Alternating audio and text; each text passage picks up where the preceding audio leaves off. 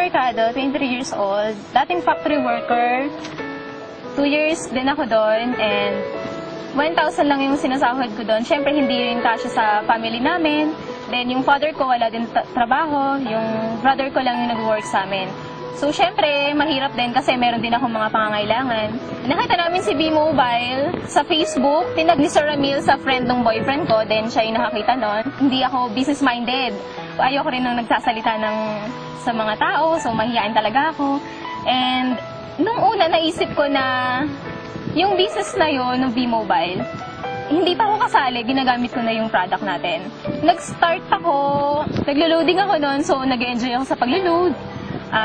Okay na sa akin yung may part-time na discount. So, noong una, syempre naisip ko na hindi ako kontento sa discount lang. So, tinanong ko nun si Kuya Ramil na kung paano niya ginagawa yung business. So, binigyan naman niya ako ng advice. Sinunod ko lang yung advice niya. Then, nag-start na ako. Talagang tinutukan ko na yung B-Mobile. So, first check ko sa B-Mobile, mga 10,000 din yon. So, first check ko pa lang yon. Ang dami ng pinaglaanan na yon. So, malaki talagang naitutulong sa akin ni B-Mobile. Sa family ko, sa sister ko, na nagpapaaral siya ng anak niya.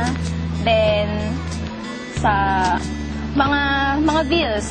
So, ako na lahat na gumagastos sa bahay. Naitulong sa akin ni B-Mobile. Napundar ko, laptop, cellphone, yung mga dating wala ako, Digicam. So, maliliit lang yun, pero syempre, dahil kay B-Mobile, parang syempre napaka-importante nun. Tsaka, yung sa araw-araw namin, syempre hindi na mahirapan yung parents ko na humiram ng pera sa ibang tao, na umutang. Tapos, yung ate ko, natutulungan ko din. Then, sa sarili ko, nakakapag-savings na ako.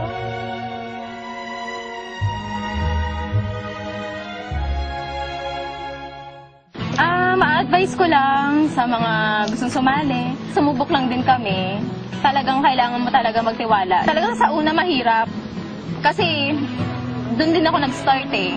So, nahirapan ako. Nandun din yung times na parang ayoko na.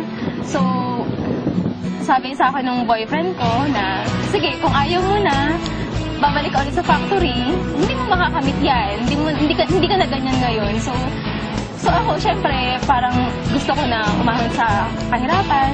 Tinuloy-tuloy ko lang din. Tsaka wala naman pong mawawala kung tuloy-tuloy mo lang yung business mo ngayon.